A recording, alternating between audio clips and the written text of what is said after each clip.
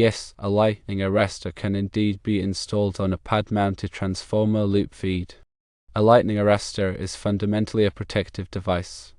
Its primary role is to safeguard electrical equipment from the damaging effects of lightning strikes, or even voltage surges stemming from other sources. In the context of a pad-mounted transformer supplied by a loop feed, the lightning arrestor would be strategically connected to the loop feed cable itself. The fundamental principle behind a lightning arrestor's operation is to create a low impedance, or low resistance, path to ground.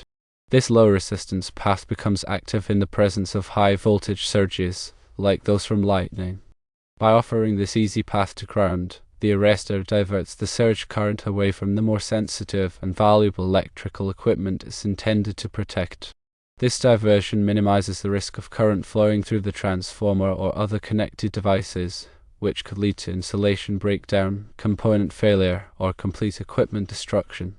Lightning arrestors are designed specifically to handle extremely large amounts of current. However, it is important to note that this capability is only for a very short duration. They are built to withstand the transient surge caused by lightning. It's crucial to understand that a lightning arrestor does not provide absolute, foolproof protection against all lightning events. Extremely powerful or direct strikes can still overwhelm the arrestor's capacity.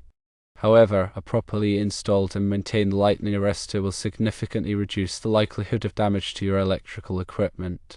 The arrestor acts as a first line of defense, mitigating the severity of the voltage surge and minimizing the potential for costly repairs or replacements.